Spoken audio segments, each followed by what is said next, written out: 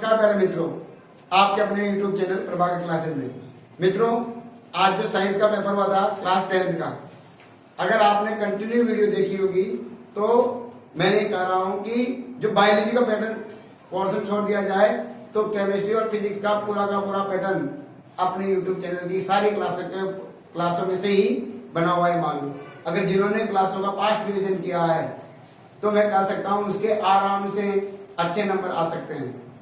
Biology का portion थोड़ा सा डिले की वजह से मैं नहीं बना पाया था, लेकिन आपको जो केमिस्ट्री है, फिजिक्स है, सभी सारे के सारे जो क्वेश्चन है वो अपनी वीडियो के अंदर से आए हुए हैं। अगर जिसने अच्छे से तैयारी की है तो मैं गारंटी के साथ कह सकता हूँ अच्छे नंबर प्राप्त कर सकता है। तो मैं आज अपने 10th साइंस का माध्यमिक शिक्षा वर्ष 2024 फर्जी वाला काम नहीं करता, मैं ध्यान से माध्यमिक शिक्षा वर्ष 2024 आज का पेपर है। और आज के पेपर का पहला क्वेश्चन है हमारा क्वेश्चन नंबर 1। क्वेश्चन नंबर 1 है हमारे पास है एपी एप और ई प्लस H2। ये कह रहा है एपी की H2 के साथ अभिक्रिया कराते हैं। तो कह रहा है उपरोक्त अभिक्रिया में संतुलित समीकरण, उपरोक्त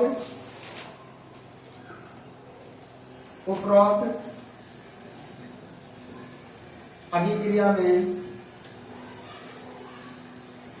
संतुलित समीकरण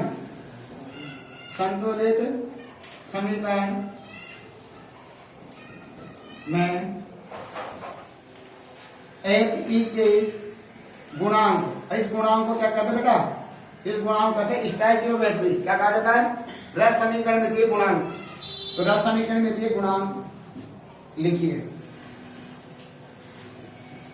ये क्वेश्चन था हमारे पास में। तो देखो यहां से हमारे पास बना Fe3O4 प्लस Fe3O4 प्लस क्या बन जाएगा? दिया हुआ है हमारे पास H2, ये दिया हुआ है।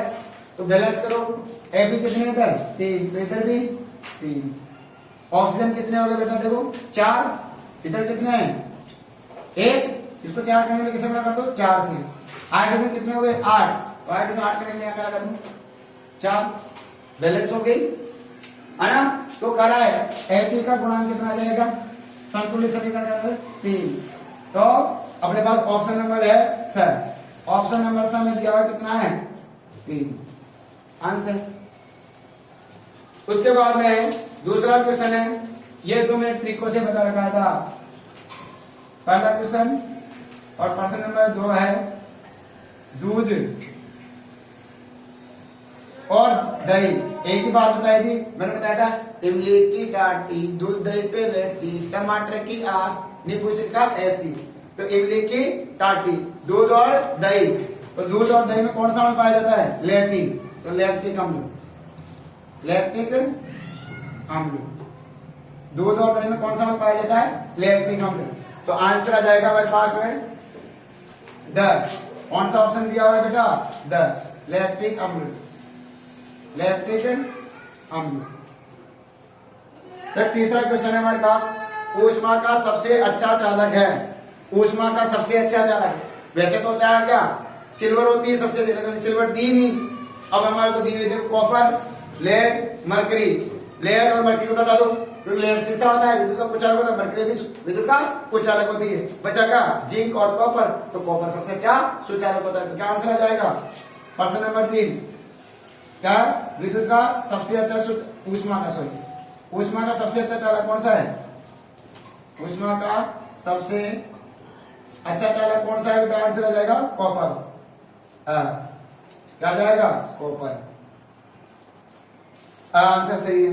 उसके बाद में क्वेश्चन नंबर 4, प्रश्न नंबर 4 में कीटोन में उपस्थित प्रकार्य समूह, कीटोन में उपस्थित प्रकार्यात्मक समूह। तो कीटोन में कौन सा उपस्थित समूह था?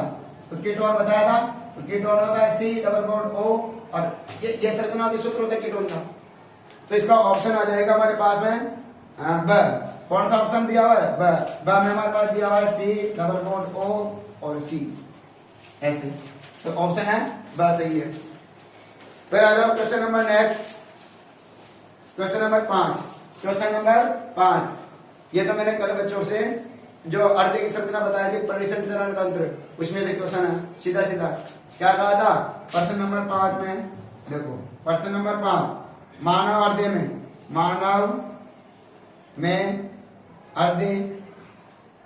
हृदय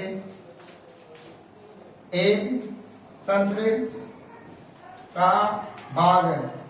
मानव हृदय भाग है, तंत्र का भाग है। तो मानव हृदय क्या कार्य करता है? रक्त का परिसंचरण, रक्त को एक स्थान से दूसरे स्थान पहुंचाने का कार्य करता है। तो क्या आंसर आ जाएगा? रक्त का परिसंचरण। देखो है क्या, ये रहा ड, कौन सा ऑप्शन सही है इसमें? द।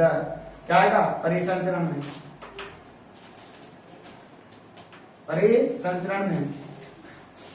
अगला क्वेश्चन आ जाता है question number 6। Question number 6, next question है बेटा, छठा क्वेश्चन, क्वेश्चन नंबर 6।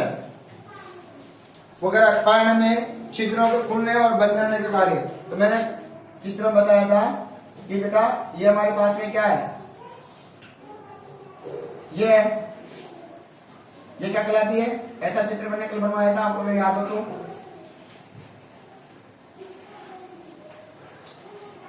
ऐसा है ना, और मैंने यहां से प्राणाली दिखाते हैं, और इन्हें किस नाम जानते हैं? द्वार कोशिका, द्वार कोशिका है ना। और द्वार कोशिका के द्वार है तो ये छिद्र होते हैं ऐसे वाला, ये क्या होते हैं? छिद्र, रंध्र। तो जब द्वार कोशिका फूल जाती है ना, तो द्वार कोशिका जैसे फूलती है ना, तो फूल क्यों, पानी भर जाता है इसके अंदर, है ना। जब पानी भर जाता है द्वार कोशिका फूल जाती है, और जब द्वार कोशिका फूल जाती है तो रंध्र फूल जाते हैं। तो रंध्र फूल जाते हैं तो क्या होगा? H2 बाहर निकल जाता है, H2 बाहर निकल जाता है। कौन सा आंसर आ जाएगा इसका? द्वार कोशिका। कौन सा आंसर आ जाएगा? द्वार कोशिका, यानी आंसर नंबर 7, आंसर नंबर 7। ठीक है। क्वेश्चन नंबर 7, क्वेश्चन नंबर 7, कौन सी अंतःस्रावी ग्रंथि सभी अंगों को में वृद्धि प्रेरित करती है? तो देखो कौन सी ग्रंथि होती है, मैंने आपको स्टार्टिंग में होती है पीनियल काय, पीनियल काय, पीनियल काय क्या कार्य करती है? गोरा काला। पीनियल काय में होता है गोरा काला, मेलेटोनिन हार्मोन गोरा काला करता है, मेल बनाता है। फिर दूसरा बताया था ना पीयूष ग्रंथि, पीयूष ग्रंथि मस्तिष्क में होती है ना, मस्तिष्क में होती है पीयूष ग्रंथि। और पीयूष ग्रंथि के लिए कार्य में पिट्यूटाइनल हार्मोन, कौन सा हार्मोन है? पिट्यूटाइनल हार्मोन। जिसकी अधिकता के कारण आदमी लंबा हो जाता है और कमी के कारण आदमी बोना हो जाता है। तो बताओ कौन सा हार्मोन आ जाएगा इसमें? कौन सी ग्रंथि आ जाएगी?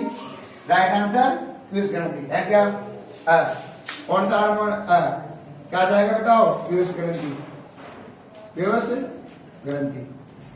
अगला क्वेश्चन हमारे पास में देखो, क्वेश्चन नंबर 8, क्वेश्चन नंबर 8, 8वां question.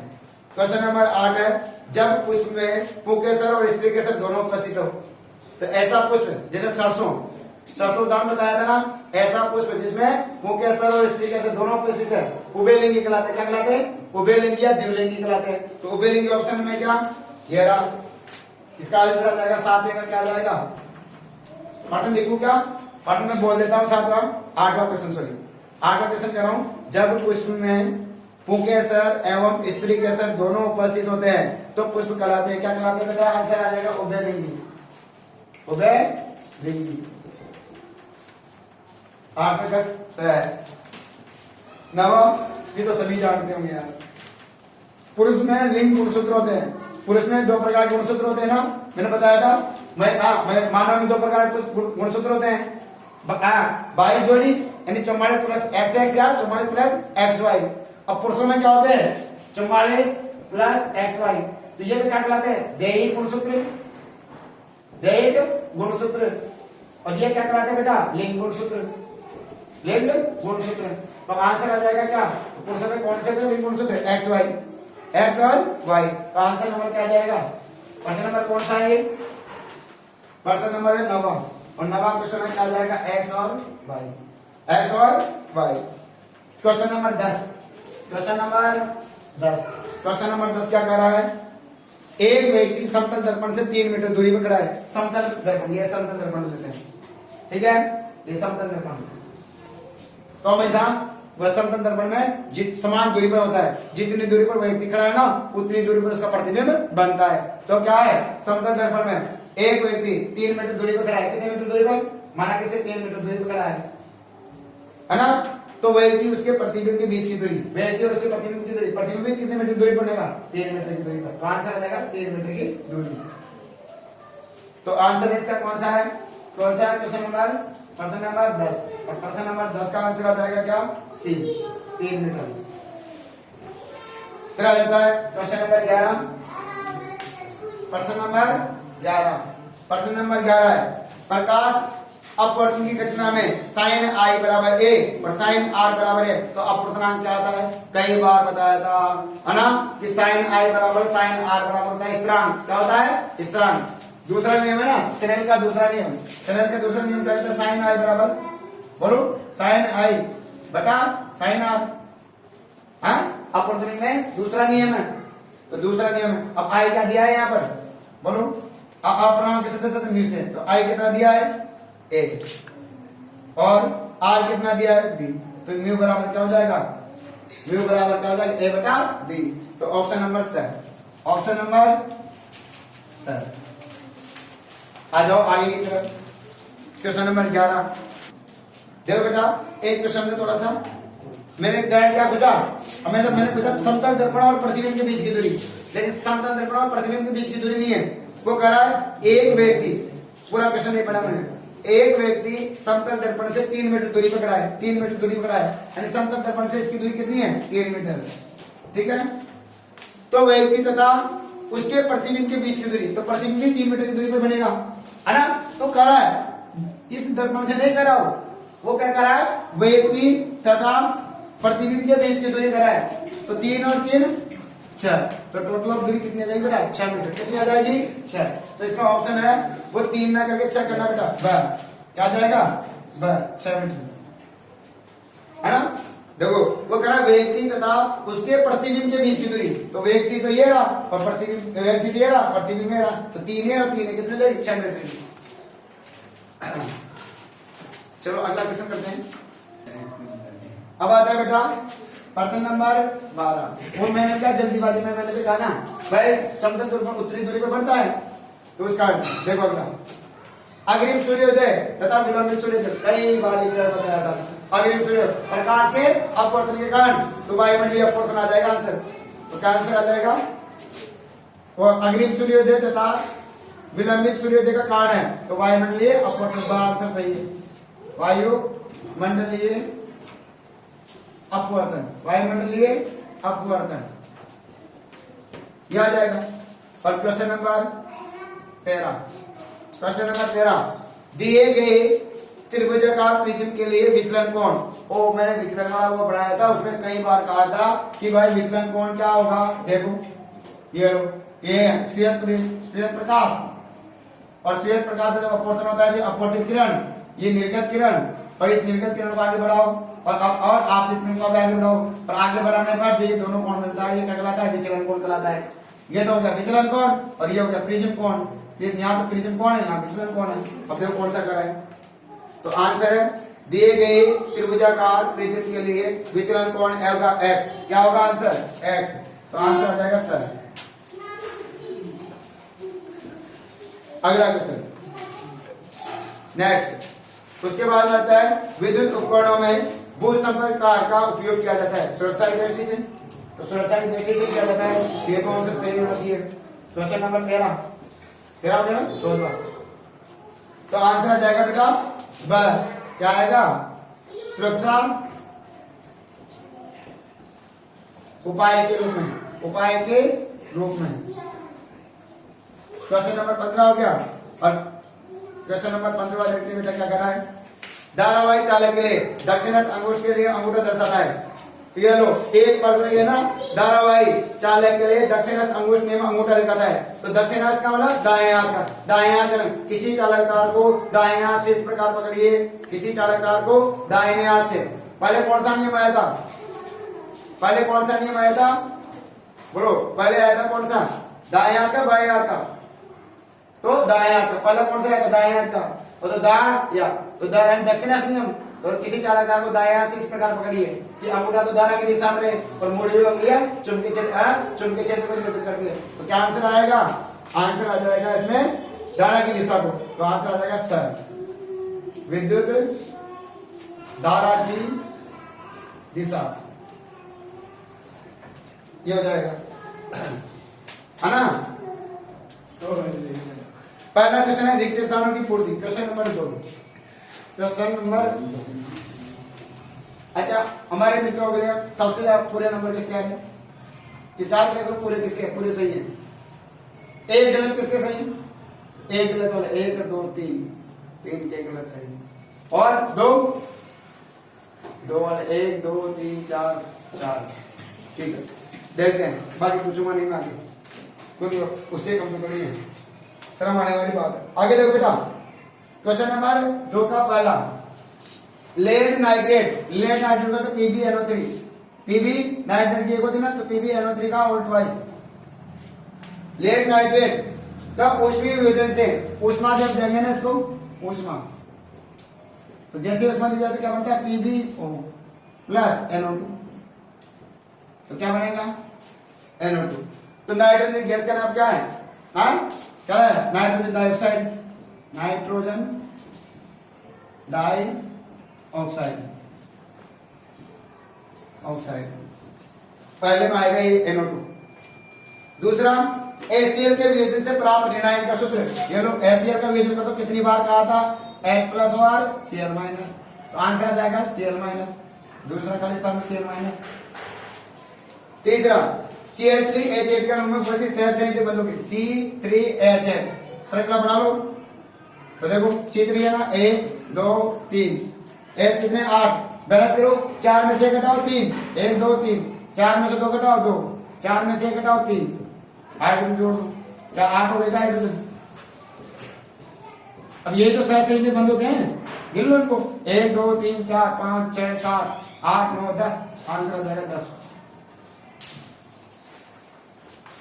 Question number 4, question number 4, एक कृत्रिम वर्धक किडनी, कृत्रिम अपॉन डायलिसिस, कृत्रिम वर्धक नाइट्रोजन अपशिष्ट उत्पाद को रुधिर से कौन अलग करता है, अर्धपारगम्य झिल्ली, तो क्या आंसर आ जाएगा, क्वेश्चन नंबर 4 में आएगा, अर्धपारगम्य झिल्ली होती है ना, वो अर्धपारगम्य झिल्लियों का तो बनाया जाता है, तो कौन करता है, एक कृत्रिम वर्धक नाइट्रोजन अपशिष्ट डायलिसिस में नाइट्रोजन अपशिष्ट उत्पादों को रुधिर से कौन अलग करता है, अर्धपारगम्य झिल्ली, जो क्या करती है, अर्धपारगम्य झिल्ली की बनी होती है ना, वो डायलिसिस उपकरण कई सारे से, तो इसमें क्या आंसर आएगा, अर्धपारगम्य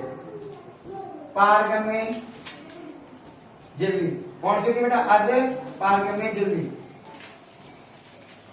द्वारा निकालने की एक युक्ति है। क्वेश्चन नंबर आगे, दो तंत्रिका कोशिका के मध्य खाली स्थान को, क्वेश्चन नंबर 5, सिनेप्स, सिनेप्स, ये लो, क्या बात समझ में आ गई यहाँ तक, ठीक है। अब है बेटा क्वेश्चन नंबर 4 हो गया, क्वेश्चन नंबर 5, 5वां तो सिनेप्स हो गया। छठा क्वेश्चन क्या कर रहा है, प्रतिबिंब को ऊंचाई, प्रतिबिंब को ऊंचाई क्या है, प्रतिबिंब को ऊंचाई क्या कहते हैं, H डैश है, ठीक है, और बिंब की ऊंचाई क्या है, H, ठीक है। तो का अनुपात गोलीय दर्पण का कहलाता है, गोलीय दर्पण नहीं, प्रतिबिंब और बिंब के अनुपात गोलीय दर्पण या दर्पण का, तो दर्पण का क्या कहलाता है, अपवर्तनांक या आवर्धन, आवर्धन, तो क्या आएगा M, तो क्या कहलाता है, H डैश बटा H बराबर क्या होता है, आवर्धन, यानी प्रतिबिंब बिंब के अपेक्षा कितना गुना बड़ा या छोटा है, वो कहलाता है आवर्धन, आंसर आ जाएगा आवर्धन। क्वेश्चन नंबर 7, क्वेश्चन नंबर 7 क्या कर रहा है, देखो, दीर्घ दृष्टि दोष, ये लो, दूर दृष्टि दोष, दोष को मारा गोली, बताया था ना वीडियो के अंदर, दूर यानी दूर, दृष्टि यानी दिखाई देना, दूर की दिखाई देगी तो पास की नहीं दिखाई देगी, तो पास की दिखाई देने के लिए क्या करना पड़ेगा, जब वस्तु पास में तो प्रतिबिंब कहां बनेगा, बताओ, रेटिना के बाहर, बता रखा था, रेटिना के बाहर, और जब रेटिना के बाहर बन रहा है तो इसको रेटिना पर बनाना है, तो बताओ क्या चाहिए, उत्तल लेंस, तो उत्तल लेंस क्या करेगा, इसको एक जगह केंद्रित करेगा प्रकाश को, और प्रतिबिंब कहां बढ़ जाएगा, हाँ रेटिना पर, तो कौन सा लेंस का उपयोग किया जाता है, उत्तल लेंस। अब बताओ, ये हो गए खाली स्थान, पूरे 7 के साथ खाली स्थान हो गई। अगला क्वेश्चन है, पीतल में तांबा के साथ कौन सी मिश्र धातु बनाई जाती है, तो पिताजी, पीतल किससे बनता है, पीतल, पिताजी से पिताजी, तो पी से पीतल, ता से तांबा और ज से जस्ता। तांबे को क्या कहते हैं? कॉपर। जस्ते को क्या कहते हैं? जिंक। तो कॉपर और जिंक मिलाने से पीतल बनता है। तो कॉपर दिया, आंसर क्या आ जाएगा? जिंक। या जस्ता लिख दो, जिंक या जस्ता लिख दो, एक ही बात है। तो तांबा और जस्ते को मिलाने से पीतल बनती है। तो जस्ता लिख दिया, वो भी सही है। जिंक लिख दिया, वो भी सही है ना? ठीक है। अगला क्वेश्चन आ जाता है मेरे पास में। तो क्या आंसर आएगा? दूसरे मिश्र धातु का नाम क्या आएगा? जिंक। अगला प्रश्न है तीसरे का पहला, तीसरे का दूसरा। सल्फर, ब्रोमीन और आयोडीन, मैंने कई बार बताया था, एकमात्र ऐसी अधातु है ब्रोमीन है जो द्रवावस्था में पाई जाती है। तो आंसर आ जाएगा 11वें का, तीसरे का दूसरे का, सॉरी, ब्रोमीन। आंसर आ जाएगा ब्रोमीन। अगला क्वेश्चन है एथाइन। तीसरा क्वेश्चन है, देखो, CH3 C triple bond CH के नाम लिखो, नाम लिखिए, नाम लिखिए, नाम लिखिए। अब देखो बेटा, नामांकन करेंगे ना इसका, तो करो। तो नंबरिंग वहां से करते, जहां से ट्रिपल बॉन्ड पास पढ़ते हैं। ट्रिपल बॉन्ड पास, ट्रिपल बॉन्ड पास पढ़ता है। तो 1 2 और 3, 1 2 और 3। तो बताओ 1 2 और 3 आ जाएगा ना? तो इधर 1 2 और 3, तो बताओ क्या आएगा? देखो बेटा, तो मैथ एज प्रोब, ये तो क्या प्रोब है ना, है ना? तो प्रोब प्लस ट्रिपल बॉन्ड तो क्या लगता है? आयन, है ना? और कितने पे? 1 पे आयन है। तो अगर ये लिख दिया प्रो प्लस 1 आयन, तब भी सही है। और इस एक को लिखा जाता है केमिस्ट्री के अंदर, तो क्या हो जाएगा? जोड़ो, तो प्रोपाइन। आंसर सही है। जिसने प्रोपाइन कर दिया वो भी सही है, जिसने प्रो प्लस 1 आयन किया वो भी सही, क्योंकि एक को लिखा नहीं जाता, और जब एक नहीं लिखते तो जुड़ जाता है। तो प्रोपाइन। क्वेश्चन नंबर नेक्स्ट है, रेजिन तथा गोंद पादप के कौन से भाग से प्राप्त होते हैं? रेजिन तथा गोंद तने से, तने से, तने और तने से प्राप्त होता है। तो कहां से प्राप्त होता है बेटा? तने में। तो आंसर सही हो जाएगा तना। क्वेश्चन नंबर 4 में जाएगा तना। अगला क्वेश्चन है, मस्तिष्क का कौन सा भाग? ये कल परसों मैंने कराया था मस्तिष्क का। मस्तिष्क का अनुमस्तिष्क, अनुमस्तिष्क को पहला कौन सा था? अग्र मस्तिष्क, मध्य मस्तिष्क और पश्च मस्तिष्क। पश्च मस्तिष्क, मस्तिष्क और पश्च मस्तिष्क में क्या है? कितने भागों में बांटा गया है? 3। पश्च मस्तिष्क को 3 भागों में बांटा गया है। एक होता है अनुमस्तिष्क, एक होता है पोन्स और एक होता है बेटा मेडुला। तो अनुमस्तिष्क क्या कार्य करता है? ऐच्छिक क्रिया है।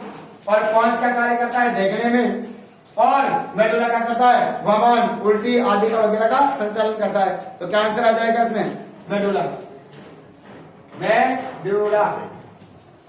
मस्तिष्क का कौन सा भाग? रक्तदाब, लाल काना, वमन, उल्टी वगैरह को मेडुला, मेडुला दिया हुआ आंसर, तो मेडुला आ जाएगा इसमें। फिर अगला क्वेश्चन है अपने पास में। तो अब आ जाता है क्वेश्चन नंबर 6। क्वेश्चन नंबर 6, 2 जीवाणु जनित संक्रामक रोग जो एक दूसरे से फैलते हैं। हाँ, जीवाणु को लिख दो, या आपने अपने लिखा गोनेरिया और सिफिलिस, गोनेरिया और सिफिलिस, वहां से लिख दो। क्या लिख दिया? वो काशी वगैरह हैजा होता है ना, हैजा और फ्लू, हैजा और फ्लू लिख दो तब भी सही है, और गोनेरिया और सिफिलिस लिख दो तब भी सही है। तो क्या आ जाएगा? हैजा, हैजा और फ्लू लिख दो, या लिख दो गोनेरिया। एड्स लिख देते, HIV एड्स, पर वायरस द्वारा होता है। गोनेरिया और सिफिलिस, सिफिलिस, दो आंसर आ जाएंगे। ठीक है ना? उसके बाद में अगला क्वेश्चन आ जाता है, देखो थोड़ा सा ये क्वेश्चन है ना, 8वां क्वेश्चन, 7वां क्वेश्चन है। ये क्वेश्चन डाउटफुल है, क्वेश्चन नंबर 7। इस पर रिट लगाना चाहो तो लगा सकते हो मेरे कहने से, ठीक है ना? क्वेश्चन नंबर 7, इस क्वेश्चन नंबर 7 में आप लोग यदि रिट लगाना चाहते हो तो लगा सकते हो।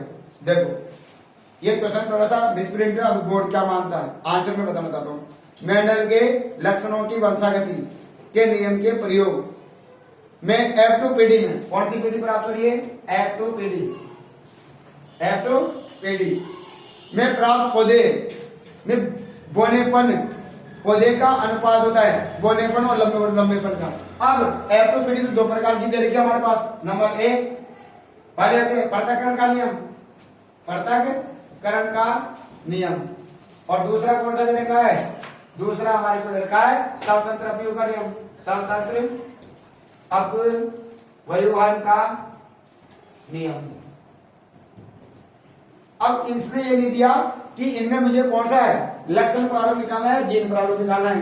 तो देखो लक्षण प्रारूप में क्या होता है, इसका पृथक्करण का नियम है 3:1 यानी 75% हो जाएगा, 75%, 25%। और उसके बाद जीन प्रारूप में क्या हो जाएगा? जीन प्रारूप, जीन 3:1 लिख दिया, वो सही है या 92% का 25% पूछ रहा है? कितना है वो कह रहा है मेंडल की लक्षणों की वंशागति के प्रयोग में F2PD में प्राप्त पौधे में बोनेपन पौधे का अनुपात, बोनेपन पौधे का अनुपात, तो बोनेपन का कितना होगा? 3:1 ये लिख दो, ये भी सही हो जाएगा। और बोनेपन का प्रतिशत कितना होता है? बोलो 25%, ये भी लिख सकते हो। तीसरा जीन प्रारूप में क्या आएगा?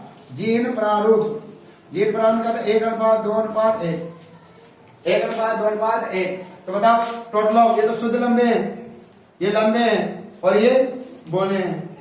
अब बताओ ये तो शुद्ध लंबे, सॉरी ये शुद्ध लंबे, ये लंबे और ये बोने। तो बताओ 100% में कितना आ जाएगा? 4 भागों में बांटो तो 25, ये 50 और ये 25, तो यहाँ पर 25% आ रहा है।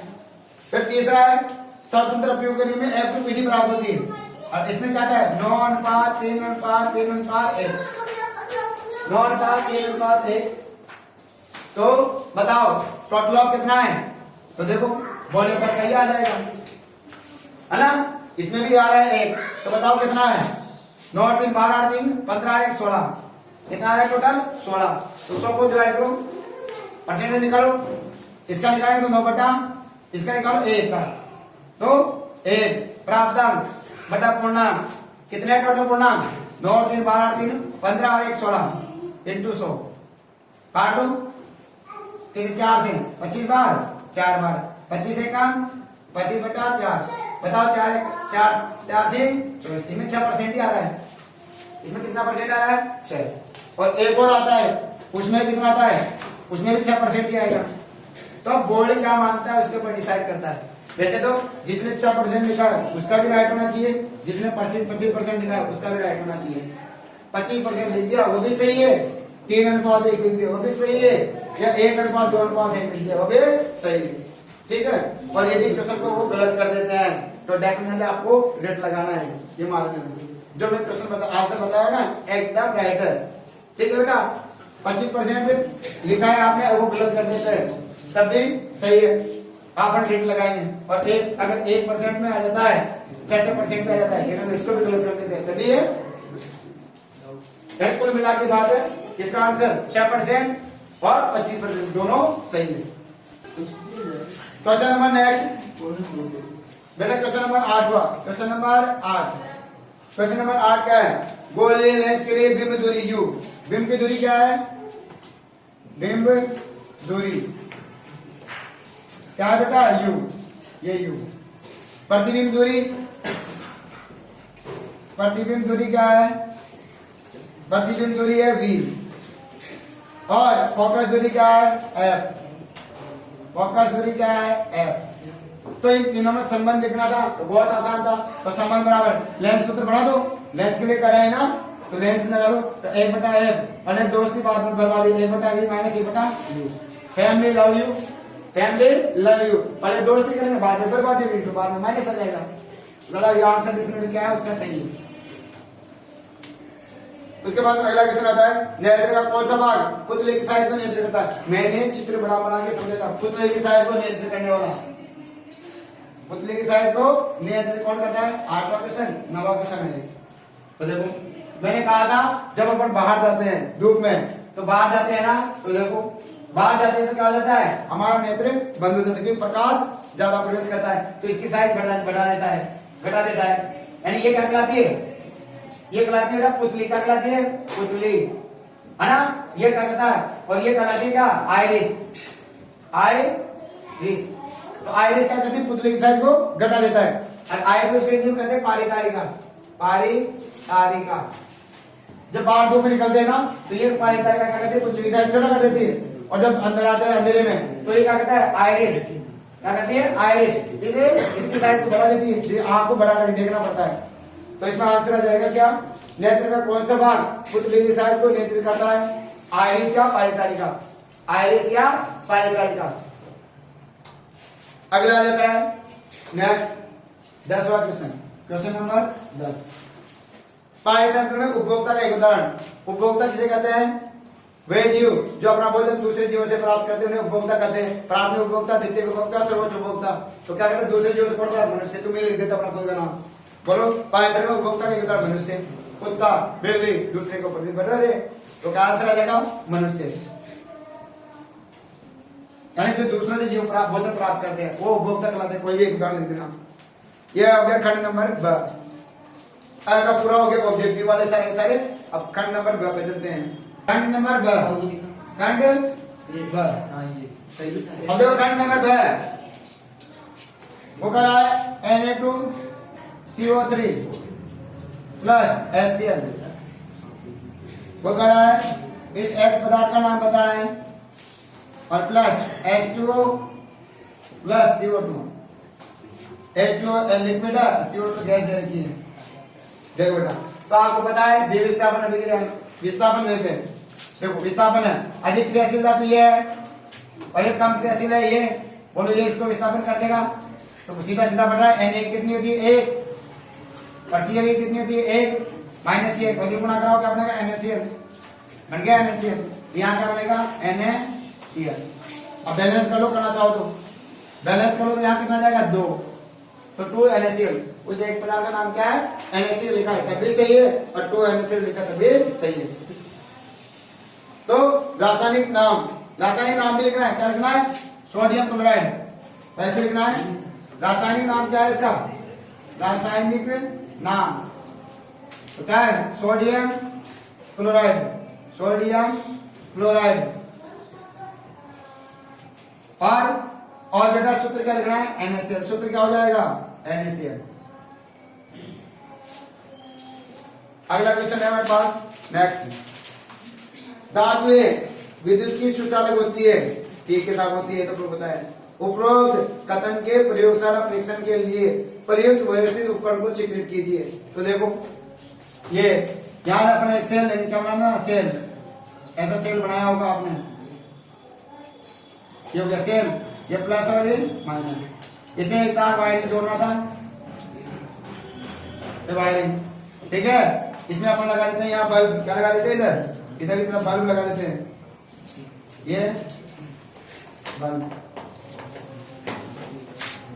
बल्ब लगा देते हैं। तो ये अपन इधर लगा देते, इधर लगा देता बल्ब, ये बल्ब लगा दिया और बल्ब लगा दिया अपन ने, और यहाँ पे लगा दो कुंजी, इधर की तरफ ये कुंजी, और देखो अब देखो ये बैटरी जैसे संयोजित कर दिया तो अपन यहाँ कर लेते हैं। एक बार आप लकड़ी लेके देखो, लकड़ी की छड़, ये लो लकड़ी की छड़ लिया तो अपन देखते हैं कि क्या ये बल्ब जलना यानी प्रकाश उत्पन्न नहीं करता है, जलता नहीं है अपनी भाषा में, प्रकाश जलता नहीं है। अब क्या करेंगे, हटाया और धातु की छड़ लगा देते, क्या लगा देते, धातु की छड़, और जैसे धातु की छड़ लगाया हम देखते हैं बल्ब जलना स्टार्ट कर देता है। इससे निष्कर्ष निकलता है कि विद्युत क्या होता है, धातु या विद्युत का चालन करती है। बस लिखना नहीं था, चलो व्यवस्थित उपकरण का चित्रित करना था। प्रयोगशाला परीक्षण के लिए चित्र बनाना था, एक बार धातु वाला एक बार लकड़ी वाला। बल्ब जलना स्टार्ट कर देता है तो विद्युत का चालन करेगी। क्वेश्चन नंबर 6, क्वेश्चन नंबर 6 खंड भाग का क्वेश्चन नंबर 6। जल में उपस्थित मैले कपड़े पर साबुन लगने पर कपड़ा साफ क्यों हो जाता है। तो माना कि यानी सफाई की क्रिया पूरी ये कपड़ा लिया, ये इसमें मैल है, ठीक है ना।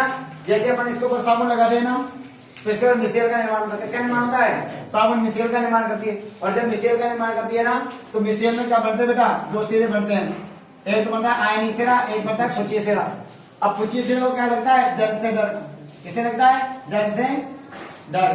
क्या लगता है बेटा? पुची सिरा को डजल से डर। ये पुची सिरा क्या हो जाता है? इसने मेल की गंदगी में घुस जाता है, ए बचाओ बचाओ बचाओ मुझे बचाओ। फिर बचाने के चक्कर में क्या हो जाता है? इसके अंदर घुस जाता है, और जब इसके अंदर घुस जाएगा ना तो इसको बोल देता है, और जो आयनिक सिरा है वो जल के साथ क्रिया कर लेता है। अब जब इसको कपड़े को जब साथ रगड़ते हैं तो मिसेल का निर्माण होता है, और मिसेल को इसको गला देता है। अब क्या करता है? जब पानी में डाल के उसको बाहर निकालता है, ये तो जल के साथ मिल ही गया। अब जल कहता है इसको, ए मित्र या तो तू मुझे छोड़, जब तक तेल की गंदगी अलग नहीं होगी। और तेल, और ये कहता है कि ए मेरे मित्र, ए मेरे सखा, तू या तो जल को छोड़, इसको छोड़ दे। अब ये क्या कहता है? मैं इसको नहीं छोड़ सकता, तेल की गंदगी को, और ये कहता है मैं जल को नहीं छोड़ सकता, इसलिए मुझको कोई बात नहीं, तो ऐसा कर, ये इस पे बल लगाता है, इसको खींचता है, और ये इसको खींचता है। इस कारण से उसमें से तेल की गंदगी अलग हो जाती है। लिख दिया क्रियाविधि। अब अगला देता है आगे की तरफ, प्रश्न नंबर 7। प्रश्न नंबर 7, एथीन अणु की इलेक्ट्रॉन विद्युत संरचना। एथीन, तो एथीन की क्या होगी? देखो, मैथ और एथ दो है ना, दो मैथ और एथ दो है, तोड़ दो इनको, एथ प्लस इन। ये लो, इन कितना होता है? डबल बॉन्ड, तो लगा दो यहाँ डबल बॉन्ड, ये लगा दे डबल बॉन्ड अपन। चलो हो गया। अब इसकी बैलेंसिंग पूरी कर लो। बताओ एथीन की, 4 में से 2 गए तो 2 लगा दो, 1 और 2, 4 में से 2 गए तो 2 लगा दो, आई तो लगा दो, ये आई को काटने की ड्यूटी को कोई। अब जहां जहां बॉन्ड है वहां इलेक्ट्रॉन जोड़ दो। बताओ कहां कहां है? हाँ मैंने बताया था पेंसिल से, या जहां बॉन्ड है, ये कार्बन, एक ऊपर एक नीचे है ना, ऐसे मान लो, तो एक कार्बन का एक कार्बन का एक, 2 बॉन्ड आ गए और 2 आ गए, एक और एक 2 आ जाएगी। फिर इस कार्बन का ले लो, 2 बॉन्ड है, 2 इलेक्ट्रॉन आ गए। फिर यहाँ इधर इधर एक ऊपर एक नीचे। अब क्या है? दूसरा लेते हैं हाइड्रोजन, ये लो, बताओ इसका स्ट्रक्चर 1 2 3 4 5 6 7 8, इसका 1 2 3 4 5 6 7 अरे 8, ये हो गया इसका स्ट्रक्चर। ये हो गए, ये पूरा हो गया, पूरा यहाँ पे लेना चाहिए, ये पूरा और ये पूरा, सबका स्ट्रक्चर पूरा हो गया। इस प्रकार से रचना बनाने की।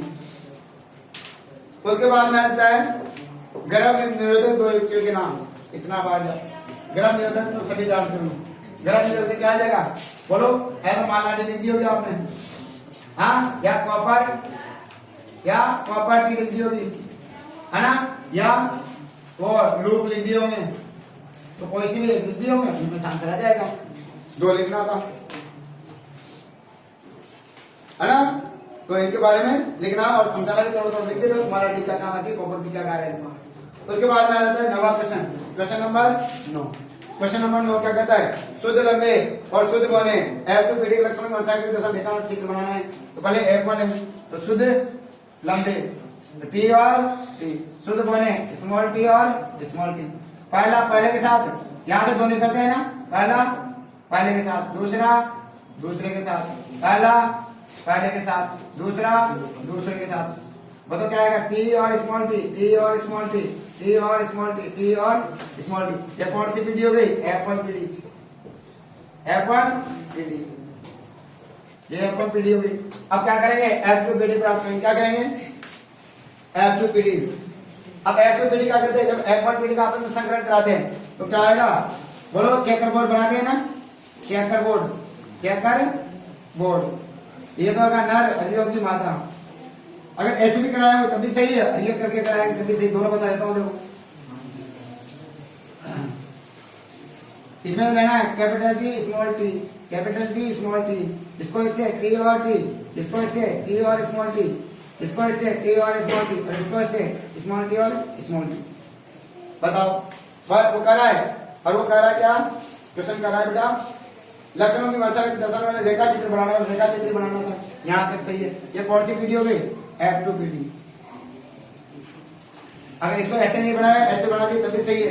बड़ा T और छोटा T, बड़ा T और, तो पहला पहले के साथ, दूसरा दूसरे के साथ, पहला पहले के साथ, दूसरा दूसरे के साथ। तो बताओ क्या है? देखो, कैपिटल T, फिर कैपिटल T, बोलो स्मॉल t, ऐसे बना तो तभी आंसर सही आ जाएगा। अगला देखो, ठीक है। एक 10 ओम प्रतिरोधक, प्रतिरोध कितना है 10 ओम, आर बराबर 10। प्रतिरोधक में 3 एम्पियर धारा, आई बराबर कितनी एम्पियर है 3 एम्पियर धारा। 2 सेकंड तक t कितना है 2 सेकंड। प्रवाहित विद्युत है कुंडली में उत्पन्न ऊष्मा विद्युत धारा का तापीय प्रभाव पर आधारित। H बराबर क्या होता है आई स्क्वायर आर टी। बताओ आई कितना है 3, आर कितना है 10, टी कितना है 2, 3 का स्क्वायर 9, 10 इंटू 2 180, 9 दूनी 18 180 और 180 बस खत्म। ऊष्मा किसी तरह दूर से।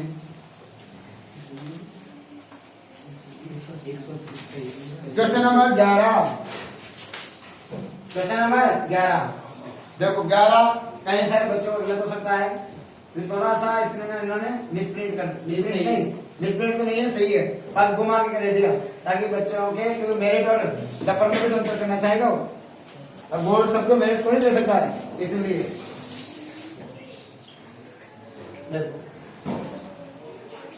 होशियार बच्चों में और डफर बच्चों में अंतर करने का यही तो तरीका है।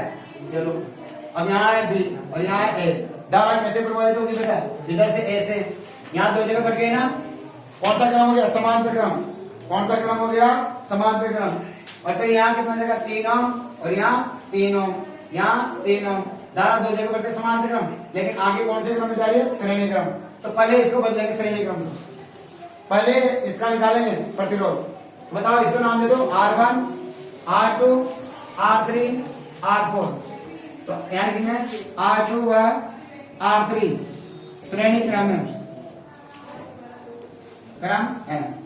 तो बताओ श्रेणी क्रम में क्या सूत्र होता है R1 प्लस R2। बताओ 3 ओम प्लस 3 ओम कितना हो जाएगा 6 ओम, ये हो गया। और जैसे 6 ओम में बदला तो बताओ अब क्या हो जाएगा ये हो जाएगा 3 ओम। अब इसको 2 भागों में बांट दिया, ये हो गया 1 और ये हो गया 2 और ये बताओ इसका कितना आ गया टोटल प्रतिरोध 6 और ये नीचे कितना है 6, सो नीचे 3 है, 3 है 6 है नीचे बताओ ये 6, ये भी 6 ओम। और यहाँ क्या है बी। अब बताओ जैसे धारा आई है ना, फिर यहाँ आगे 2 भागों में बट रही है ना, कौन सा क्रम आ जाएगा समांतर क्रम, तो यहाँ आ जाएगा बेटा समांतर आ जाएगा। फिर नाम दे दो इसको R1 R2 R3, तो R2 R3 का क्रम क्या है समांतर, तो लिखो R2 व R3 का क्रम समांतर है। तो बताओ कुल प्रतिरोध क्या होगा, प्रतिरोध 1/R1 प्लस 1/R2, 1/R1 कितना है 6, 1/6 प्लस 1 लघुत्तम ले लो 6, बताओ कितना है 1 प्लस 1 2/6 यानी कितना 1/3। अब बताओ तो 1 है ना 1/8 होता है टोटल बराबर 1/3, तो R3 बराबर कितना हो जाएगा 3। अब ये किसमें बदल गया 3 में, इसमें बदल गया 3 में, तो बताओ क्या आ जाएगा देखो। तो अब आ जाता है हमारे पास ये 3 और आगे का ये भी 1 में बदल गया, ये लो ये ए और ये बी, ये कितना है 3 ओम और ये इसका आंसर कितना है 3 ओम, ठीक है। ये R1 और ये R2, तो लिखो R1 व R2 का क्रम कौन सा है श्रेणी क्रम में। अब बताओ श्रेणी क्रम में क्या आएगा R टोटल, बताओ R टोटल बराबर क्या होगा R1 प्लस R2, R1 कितना है 3 ओम, R2 कितना है 3 ओम, टोटल ऑफ कितना हो गया 6 ओम। अब वो क्या पूछ रहा है देखो तुल्य प्रतिरोध पूछ रहा है, तो कुल तुल्य प्रतिरोध कितना हो गया 6 ओम, आंसर आ गया हमारे पास 6 ओम। क्या लिखेंगे अतः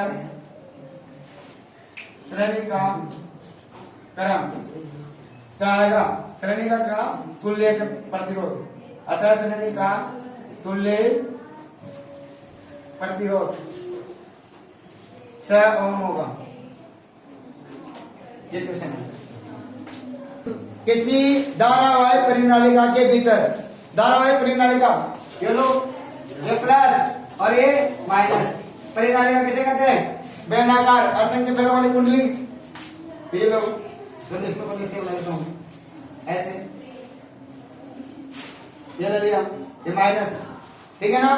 किसी धारावाही प्रणालिका के भीतर चारों ओर चुंबकीय क्षेत्र रेखाओं को प्रदर्शित करने के लिए चित्र बनाओ। चित्र बना दो। तो मैंने बताया था आपको क्या है, इधर से ये एक इधर, एक ऊपर, एक नीचे, फिर इसको थोड़ा सा सीधा और इधर से थोड़ा सा तिरछा। हो गया? बताओ, मैंने कहा था हमेशा अंग्रेजी शब्द देते स्टूडेंट लेते हैं, अब उल्टा हो जाएगा। अब यहाँ से जहाँ तक निकलती है ना धारा, तो इसमें उल्टा करना है, घुमा दो। क्षण चुंबक में क्या लिखते हैं, ऐसे दर्शाते हैं। क्षण चुंबक का भी ऐसे नॉर्थ से निकलती है साउथ में प्रवेश करते हैं, नॉर्थ में निकलती है साउथ में प्रवेश करते हैं। निरीक्षक ज्ञान देते हैं और स्टूडेंट ज्ञान ग्रहण करते हैं, ज्ञान ग्रहण करते हैं। तो उसमें तो यहाँ तो ऐसे होता है, लेकिन इसमें कैसे होगा, इसमें अंदर से प्रवेश करेगी, अंदर प्रवेश करेगी ऐसे, ठीक है। ऐसे चित्र बना के आना था इसका। फिर ये लो एक क्षण चुंबक आ गया, क्षण चुंबक में ऐसे बनाना था, क्षण चुंबक में भी ऐसे कैसे ही बनाना था। ये कौन सा क्वेश्चन है, 12वें का आंसर, और ये 13वें का। और बना दो, एक दूसरे को परिचय नहीं करना था। क्वेश्चन नंबर 14, क्वेश्चन नंबर 14, कचरा निपटान की समस्या को कम करने के दो तरीके। 5R सिद्धांत था, अगर वीडियो देखा होगा उसमें कोई भी 2R देख लो। तो देखो रिड्यूस, रिसाइकल, रीयूज। तो क्वेश्चन ले लो, चलो रिसाइकल ले लेते। रिसाइकल क्या था, पुनर्चक्रण। कैसे करते पुनर्चक्रण? हाँ, हमें ऐसे उत्पादों का उपयोग करना चाहिए जैसे कागज वगैरह हो गए, कागज से बनी हुई, ताकि उनका दोबारा लुगदी बनाकर दोबारा उपयोग में लिया जा सके, है ना, उनको लिखना था। और रिसाइकल, रीयूज, रीयूज का मतलब है पुनः उपयोग। हमें ऐसे अपशिष्टों का उपयोग करना है, कैसे प्लास्टिक का उपयोग, कचरे का उपयोग करना चाहिए जिनमें क्या करते हैं, एक बार उपयोग करने के पश्चात दोबारा उपयोग किया जा सके, जैसे प्लास्टिक के डिब्बे वगैरह आदि। फिर इसके बाद 14 क्वेश्चन हो गया, क्वेश्चन नंबर 15, क्वेश्चन नंबर 15, आर श्रृंखला के विभिन्न पोषी स्तरों को संक्षेप में वर्णन कीजिए। आर श्रृंखला के विभिन्न पोषी स्तर। तो आर श्रृंखला के देखो सभी पोषी स्तर है ना। तो देखो एक सबसे पहले क्या आएगा, उत्पादक, उत्पादक। फिर क्या आएगा, प्राथमिक उपभोक्ता, प्राथमिक उपभोक्ता, प्राथमिक उपभोक्ता। फिर दूसरा आएगा द्वितीय उपभोक्ता, द्वितीय उपभोक्ता। और फिर क्या आएगा बेटा, सर्वोच्च उपभोक्ता, सर्वोच्च उपभोक्ता। अब इनके बारे में लिखना है कि प्राथमिक उपभोक्ता क्या होता है, मांसाहारी होता है, ऐसे शाकाहारी, ये पेड़ पौधे से अपना पोषण प्राप्त करता है। उपभोक्ता एक परिभाषा लिखना था, हाँ, वे जीव जो अपना भोजन स्वयं बनाते हैं वो उत्पाद क्या कहलाता है, उत्पादक कहलाते हैं, जैसे कि पेड़ पौधे आदि। प्राथमिक उपभोक्ता किसे कहते हैं, वे जीव जो अपना भोजन किसे करता है, शाकाहारी जीव से कराता है, शाकाहारी होते हैं। द्वितीय उपभोक्ता वे जीव जो अपना भोजन प्राथमिक उपभोक्ता से प्राप्त करते हैं। और सर्वोच्च उपभोक्ता जो ऐसे जीव जो अपना भोजन सभी से प्राप्त करते हैं, उन्हें सर्वोच्च उपभोक्ता कहा जाता है। ऐसे बनाकर चित्र बनाकर लिख के आना था। मेरा जवाब क्वेश्चन नंबर, अब section number C, section number C. अब आ जाओ खंड नंबर 7, खंड 7, ठीक है बेटा। और नंबर कितने का, 3 अंक के। चलो 16, क्वेश्चन नंबर 16 और 16 का फर्स्ट, प्लास्टर ऑफ पेरिस का सूत्र कितना आसान है, पीओपी, पीओपी बताओ। पीओपी चाय बनाई थी ना मैंने जिप्सम की, 1.5 उड़ गया था, बची थी पीओपी। हाँ, नैनो खरीदा था, चोरी हो गई थी, चोरी हो गई, पुलिस वालों मैंने एफआईआर दर्ज कराई थी, फिर है ना, फिर मैंने केस किया था, फिर मिल गई थी, फिर मैंने जिप्सम की चाय बनाई थी। तो क्या होता है बताओ, तो क्या होगा, पीओपी का सूत्र CaSO4 डॉट ऑफ H2, ये पीओपी का सूत्र हो गया। जल मिलाने पर प्लास्टर ऑफ पेरिस क्यों कठोर हो जाता है, जल मिलाने पर प्लास्टर ऑफ पेरिस किसका निर्माण करता है, देखो CaSO4 डॉट H2। जब इसमें जल मिलाएंगे ना, कितना अणु, 1.5 अणु, कितना अणु मिला था बेटा, 1 से 1/2 अणु। और क्या बन जाएगी, जिप्सम, CaSO4 डॉट 2H2, किसका निर्माण होता है, जिप्सम का। अब आप जान दो जिप्सम में क्या हो जाता है, देखो, हाँ, जिप्सम में अणुओं की संख्या बढ़ जाती है ना, क्या हो जाता है, देखो यहाँ कितने हैं, एक आधा, यहाँ 1.5, दोनों मिलकर 2, तो उसके अंदर क्या हो जाता है, अणुओं की संख्या मिल जाने पर क्या हो जाता है, जो अणु है ना वो आपस में क्रिया करती है, यानी जल हाइड्रोजन बंध बनाकर, ऐसे लिखो कि जल मिलाने पर जल आपस में हाइड्रोजन बंध बनाकर क्या बनाता है, हाइड्रोजन बंध बनाकर मजबूत क्या कर लेता है, उसको आपस में एक जगह केंद्रित कर लेता है। इस कारण से जिप्सम, इस कारण से पीओपी में जल मिलाने से अधिक कठोर हो जाती है। या आप ऐसे लिख दो, पीओपी में जो प्लास्टिक चलाने पर क्या करते हैं, उसमें जल का उपयोग करते हैं, और जब सूखती है ना तो जल वाष्पीकृत होकर उड़ जाता है और कैल्शियम कार्बोनेट का निर्माण, किसका, कैल्शियम कार्बोनेट का निर्माण होता है, और जब कैल्शियम कार्बोनेट का निर्माण होता है तो एक प्रकार का पत्थर है, इस कारण से कठोर है, ऐसे भी लिख दिया तभी सही। अगला और वाला प्रश्न है, और में क्या करा है, देखो बेकिंग सोडे का रासायनिक नाम, बेकिंग सोडे का रासायनिक नाम है, इसमें सूत्र नहीं, तो क्या होता है, sodium bicarbonate, sodium bicarbonate, carbonate, ये हो जाएगा। केक मुलायम स्पंज क्यों होते हैं, क्योंकि केक में क्या मिलाते हैं, केक है ना बेकरी उद्योग में, तो बेकरी उद्योग में क्या कहता है, बेकिंग सोडा का उपयोग करते हैं, और बेकिंग सोडा क्या होता है, सोडियम बाइकार्बोनेट। जब सोडियम कार्बोनेट, जब बेकरी उद्योग में क्या करते हैं, खाद्य पदार्थों में बेकिंग सोडा मिलाते हैं ना बेटा, और उसको गर्म करते हैं तो कार्बन डाइऑक्साइड अधिक मात्रा में निकलती है, और कार्बन डाइऑक्साइड अधिक मात्रा में निकलता है तो खाद्य पदार्थों को उठा देती है, आटे को उठा देती है, और जिस कारण में छोटे छोटे छिद्र बन जाते हैं, इस कारण से मुलायम हो जाते हैं। क्वेश्चन नंबर 17, क्वेश्चन नंबर 17, अनैच्छिक क्रिया है, मस्तिष्क का कौन सा भाग नियंत्रित करता है, उदाहरण द्वारा समझाओ। अनैच्छिक क्रिया है, अनैच्छिक क्रिया है मध्य मस्तिष्क निर्धारित करता है, अनैच्छिक क्रियाओं का संचालन किसके द्वारा होता है, मध्य मस्तिष्क के द्वारा। और एक उदाहरण द्वारा समझाइए, एक उदाहरण द्वारा समझाइए, जैसे जैसे आंखों का झपकना, आंखों का लार का आना, बहुत अच्छी अच्छी सुंदर सुंदर चीजें देखकर लार का अनैच्छिक क्रिया है। हृदय का धड़कना, श्वास अंदर का नियंत्रण करना, ये सब अनैच्छिक क्रिया है, ठीक है, लिख देना। वर्षण के, ये अच्छा प्रश्न है, ये भी ये सब आसान का क्वेश्चन इसलिए आप चेंज करना चाहिए। 17वां हो गया, और 17वां का और में देखो वर्षण, वर्षण के द्वारा स्ट्राइड हार्मोन का नाम, तो वर्षण के द्वारा कौन सा होता है, टेस्टोस्टेरोन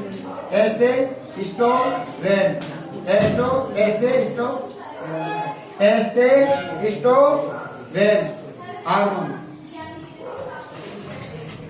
यहाँ क्या हार्मोन, टेस्टोस्टेरोन हार्मोन हो गया। दो कार्य बताओ, टेस्टोस्टेरोन हार्मोन क्या करते हैं, यौन आरंभ अवस्था उत्पन्न करते हैं, दाढ़ी मूंछों का आना, तीन मुहासों का निकलना, ये दो कोई भी दो लिखना था, ठीक है, ये नीचे वाला आसान था। अगला क्वेश्चन है 18वां क्वेश्चन, मानव में नर जनन तंत्र का चित्र बनाओ, इसके जगह नीचे वाला बना दे, मादा जनन तंत्र का, आसान था।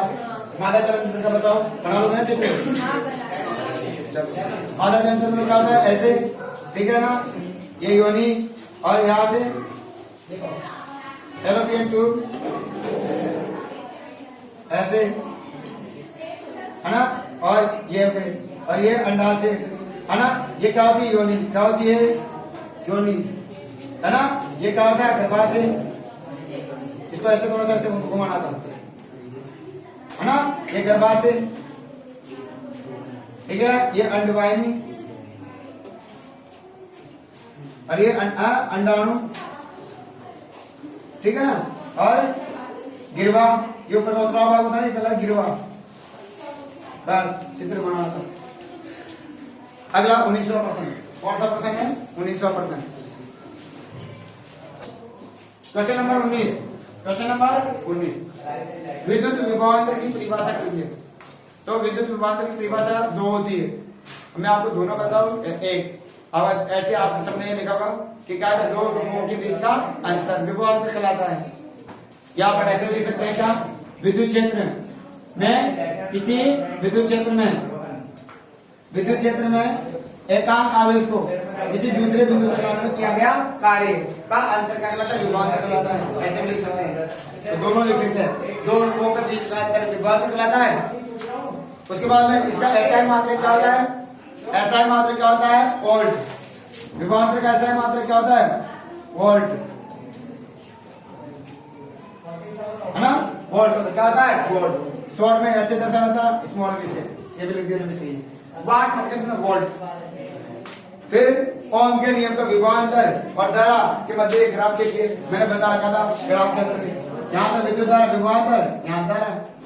माना कि कितनी 2 फिर 4 फिर 6 और 8, यहाँ ने कितने ले लो 1 2 3 4, ये एम्पियर में ले लेते हैं, ये वोल्ट में ले लेते हैं।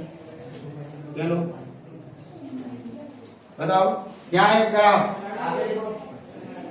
ये लो ये मूल बिंदु, ठीक है। यहाँ विभवांतर लेना था, क्या लेता विभवांतर, यहाँ लेना था धारा। देखो तो बताओ, यहाँ लिख लेते हैं विभवांतर कितना है 2 4 6 8 10 और 12। यहाँ कितना है 1 2 3 4 और 5। जैसे धारा का मान बढ़ाया तो विभवांतर का मान भी बढ़ रहा है, जैसे धारा का मान बढ़ाया विभवांतर बढ़ रहा है। तो बताओ ऐसे हो जाएगा ना, सीधा लिख, ये लिखना था। सेकंड वाला क्वेश्चन देखो, विद्युत प्रतिरोध को परिभाषित कीजिए। ठीक है, अच्छा दूसरा रह गया क्या, विद्युत विभवांतर मापने के लिए विद्युत विभवांतर को, बेटा देखो इसका दूसरा क्वेश्चन हो गया, ये तो पहला हो गया और ये तीसरा, इसका दूसरा रह गया। वो कह रहा है विद्युत विभवांतर को मापने के लिए कौन सा यंत्र का उपयोग किया जाता है, विद्युत विभवांतर वोल्ट मीटर, क्या वोल्ट मीटर, ये आ गया है ना। इस परिपथ को कौन से क्रम में लगाते हैं, समांतर क्रम में, तो इसका एक आ जाएगा वोल्ट मीटर और दूसरा आ जाएगा समांतर क्रम। अगला अथवा वाला प्रश्न 19वां का अथवा जिसने किया है, देखो विद्युत प्रतिरोध की परिभाषा लिखिए। तो किसी चालकतार में धारा प्रवाहित करने पर उसके मार्ग में आई रुकावट या बाधा क्या कहलाता है बेटा, प्रतिरोध कहलाता है। ऐसा मात्रा क्या कहलाता है, ओम, क्या कहलाता है ओम। तो इसका ऐसा मात्रा हो जाएगा अथवा में ओम। अगला विद्युत धारा को मापने के लिए कौन से यंत्र का उपयोग किया जाता है, एमीटर। 19वें का अथवा का दूसरा, अथवा का दूसरा क्या होगा, एमीटर, क्या आ जाएगा। और इसको कौन से क्रम में जोड़ा जाता है, श्रेणी क्रम में। कौन से क्रम में जोड़ा जाता है, श्रेणी क्रम में, यह आ जाएगा। ओम के नियम का प्रायोगिक अध्ययन के लिए नामांकित विद्युत परिपथ बनाना है। ओम के नियम के प्रायोगिक अध्ययन के लिए नामांकित विद्युत परिपथ बनाना है। तो विद्युत परिपथ बना दो, ये देखो ये क्या है, कुंजी वगैरह बना के परिपथ बना देना, उससे हो जाएगा। और अलग अलग मान की धारा प्रवाहित करा देना उसमें से, है ना। ऐसे एक ये चित्र बना, परिपथ वाला चित्र जानते हो, कुंजी ऐसे वाला, है ना, श्रेणी क्रम वाला। ये हो गया 19वां क्वेश्चन। अब आ जाता है क्वेश्चन नंबर 21।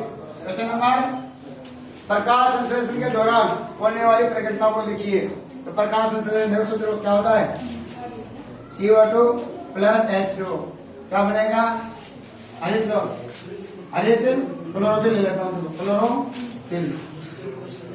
और क्या बनाता है बेटा, C6H12O6 plus H2 plus O2, ये बनता है। और यहाँ 6 12 6 6 6 ये होता है, 6 12 6 6 6 6 12 6, तो 6 12 6 6 6 ये हो गया। अब देखो नंबर 1 बताओ, क्लोरोफिल कौन क्या करता है, प्रकाश, है ना, सौर ऊर्जा को ग्रहण करता है। इसमें नंबर 1 4 घटनाएं होती है ना, बताओ। तो क्या करते हैं, सौर प्रकाश ऊर्जा को ग्रहण करते हैं, पहली बात। नंबर दूसरी बात, जब ये क्या है CO2 वह H2 का क्या करते हैं, H2 का अपघटन करते हैं, क्या करते हैं, अपघटन करते हैं। तीसरी बात क्या होता है, CO2 का क्या होता है, CO2 का क्या होता है, ऑक्सीकरण। CO2 का क्या होता है, ऑक्सीकरण होता है। किसका हो रहा है यहाँ पर, CO2 का ऑक्सीकरण हो रहा है, बस ये लिखना। और भी लिख दिया, तो प्रकाश संश्लेषण की क्या लिखना है बेटा, क्रियाविधि भी लिखना। प्रकाश संश्लेषण किसे कहते हैं, इस हरे पेड़ पौधे सूर्य के प्रकाश की उपस्थिति में अपना भोजन स्वयं बनाते हैं, इसे प्रकाश संश्लेषण कहते हैं। और फिर 3 परिघटना 3-4 पॉइंट पे लिखना होता है। उसके बाद नेक्स्ट है एक पत्ती का काट का चित्र। तो पत्ती वाला वो वाला था ना, ऐसे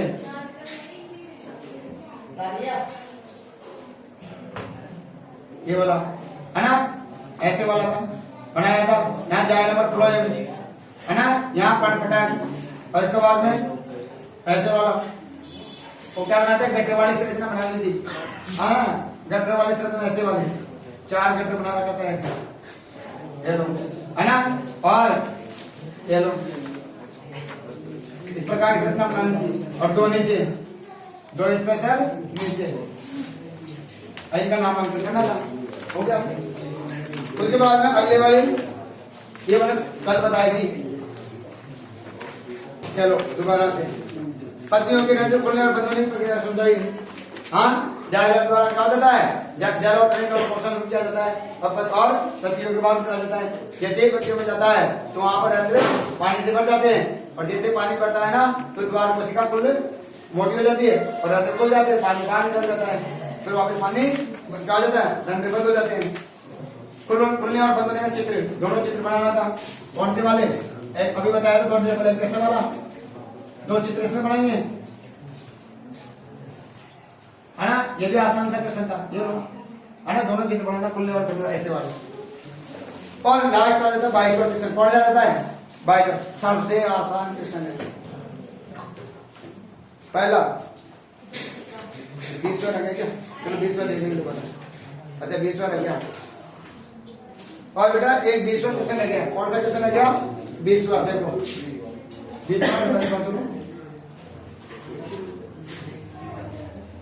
20वां क्वेश्चन नंबर 20, कोयले के जल से कौन सी गैस बनाते हैं, तो C+O2 CO2, carbon dioxide, copper oxide 2 है तो Cu की 2 लेनी है, तो 2 copper oxide plus hydrogen H2, तो क्या बनेगा, कॉपर प्लस जल Cu प्लस H2, इसकी समीकरण लिख दी थी, बैलेंस कर लो, यहाँ एक ऑक्सीजन इधर भी है, यहाँ 2 क्यों जाएगा, ठीक है। फिर उपरोक्त समीकरण को संतुलित समीकरण, कुछ नहीं करना है इसमें, ऐसे ऐसे लिखना था, यहाँ 2 है, यहाँ पर भी 2 है, कॉपर निकल गया बाहर, ठीक है। उसके बाद में है ना, नेक्स्ट किसी ने ऐसे नहीं कर दिया हो, यहाँ Cu2 लिख दिया हो, नहीं, कॉपर की 2 होती है, Cu की 2 और ऑक्सीजन की माइनस की 2, 2 से 2 करके 1:1। फिर आ जाता है संतुलित समीकरण, ऑलरेडी समीकरण संतुलित है। कॉपर ऑक्साइड में उपचयन के प्रदर्शित करने के लिए व्यवस्थित उपकरण का चित्र आरेख बनाना है। कॉपर का कॉपर ऑक्साइड में, तो कॉपर ऑक्साइड में क्या उपचयन को प्रदर्शित करने के लिए व्यवस्थित से चित्रित आरेख गिनना है। तो हवा वगैरह ले लो, वो वाला ऐसा वाला था ना, ऐसा वाला, इसमें ऐसे लगा था, ये कॉपर है ना, यहाँ वायु की उपस्थिति में इसको गर्म करते हैं, वो ऐसा स्टैंड लगाकर ऐसा वाला उसको गर्म किया था यहाँ से, कैसे प्रणाम से, ऐसा वाला चित्र बना के, और उसको तो Cu+ क्या बनेगा, CO चित्र करना था। उसके बाद दूसरा वाला आसान है, देखो दूसरा वाला देखो, अपचयन का परिभाषित कीजिए, ऐसी रासायनिक अभिक्रिया जिसमें ऑक्सीजन का जुड़, अपचयन है ना, ऑक्सीजन का निकलना, हाइड्रोजन का जुड़ना, धनायन के इलेक्ट्रॉन में कमी, ऋणायन के इलेक्ट्रॉन में बढ़ती। आयरन प्लस FeCl2 विस्थापन अभिक्रिया है, देखो iron Fe plus copper sulphate CuSO4 क्या बनेगा, बोलो CuSO4 नहीं FeSO4, कना का मांगे आलू जिंदा बेल पड़ते हैं, सही है। तो Fe अधिक राशि है तो FeSO4 और प्लस C संतुलित तो ऑलरेडी है, कुछ नहीं करना। और कॉपर सल्फेट के विलयन में डूबी लोहे की कील को अभिक्रिया के प्रदर्शन के लिए व्यवस्थित उपकरण को चित्र कीजिए। तो लोहे की कील ले लो, 2 किलो वाला चित्र था ना, कॉपर सल्फेट के विलयन में डूबी, एक कील ऐसे ये लो, और यहाँ पे विलयन लेते हैं कॉपर सल्फेट का, पहले कैसा होता है, लाल, कैसा होता है, लाल, फिर क्या होगा, इसको तार के द्वारा लटका दो। अब क्या करेंगे, ये लो, अब फिर करें कॉपर सल्फेट के विलयन, अब क्या बनेगा, फेरस, अब क्या बन जाएगा कर रहा है, हाँ सही है। अब क्या बनेगा बेटा इसमें, फेरस सल्फेट FeSO4, है ना। तो जैसे पहले इसका रंग कैसा होता है, नीला, कॉपर सल्फेट है ना बेटा CuSO4, जब कील डालते हैं तो उसके नीला रंग कैसा होता है, नीला। और जैसे ही कीले बना लेना और तो अब इसका रंग कैसा होता है, लाल, कैसा होता है, लाल या भूरा, है ना। और इसकी ये अभी क्या देख सकते थे, है ना। उसके बाद क्या कहते हैं आगे, क्वेश्चन नंबर 22, गोलीय दर्पण किसे कहते हैं, ऐसा दर्पण जिसका परावर्तन पलट गोलीय हो, गोलीय दर्पण कहते हैं। गोलीय दर्पण में ध्रुव की परिभाषा लिखो, ध्रुव दर्पण चाहे उत्तल हो या अवतल में परावर्तन पलट के बीच का बिंदु ध्रुव कहलाता है। लेंस क्षमता लिखेंगे, लेंस क्षमता P बराबर 1/f, तो P कितनी बेटा, प्लस की 4, 1/f, मतलब गुणा कराएंगे ना, तो बताओ f × 4 बराबर 1 × f बराबर 1/4, है ना। अब बताओ ये तो f बराबर कितने जाएगा बेटा, 0.25 मीटर, 0.25 मीटर। आगे इसको सेंटीमीटर में बदल दिया तो 100 से गुणा कर देना, नहीं तो यही सही है, क्या जा रहा है, मैं यही कर दूंगा। अब आ जाता है आगे, लेंस का आवर्धन, लेंस का आवर्धन, तो आवर्धन किसे कहते हैं, और लेंस में क्या होता है, प्रतिबिंब बीम के अपेक्षा कितना गुना बड़ा है या छोटा है, आवर्धन कहलाता है। लेंस के मुख्य अक्ष की परिभाषा कीजिए, लेंस में क्या जाए, लेंस है, लेंस है उत्तल हो या अवतल में दोनों वक्रता केंद्रों को C1 और C2, दोनों वक्रता केंद्रों को मिलाने वाली सीधी काल्पनिक रेखा मुख्य अक्ष कहलाती है ना। कई बार बता रखा था, लेंस है उत्तल हो या अवतल में दोनों वक्रता केंद्रों को मिलाने वाली सीधी और काल्पनिक रेखा मुख्य अक्ष कहलाती है। यदि गोलीय दर्पण की वक्रता त्रिज्या r, वक्रता त्रिज्या दे रखी r कितनी, 14 सेंटीमीटर, और बेटा वक्र दूरी निकालना s, कितना आसान है, f बराबर r/2, बताओ 14/2 बराबर 7 सेंटीमीटर, खत्म। इस प्रकार से पेपर, और ये एक्यूरेट पेपर है, कोई झूठी उठी नहीं है, बिल्कुल इससे मिलाओ कितने नंबर बढ़ रहे हैं। इसलिए बेटा ऐसा ही, और कमेंट, लाइक और सब्सक्राइब। यदि आपको कोई क्वेश्चन ऐसा लगा हो, आपको ऐसा लगा हो तो क्या कि कोई क्वेश्चन गलत है, कमेंट्स में पूछना चाहते हो तो कमेंट से डालकर जरूर पूछ सकते हो, ठीक है ना। इसमें कोई आपत्ति वाली बात नहीं है, ठीक है। ऐसे ही पढ़ाई करने के लिए प्रभाकर चैनल पर जुड़िए और लाइक, शेयर और सब्सक्राइब तीनों जरूर करना, ठीक है। धन्यवाद।